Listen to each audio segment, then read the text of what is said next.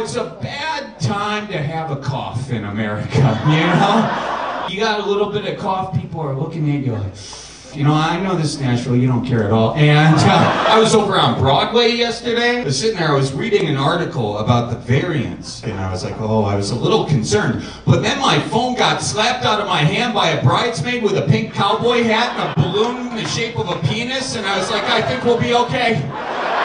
I think we're gonna make it after all. It's a bad time.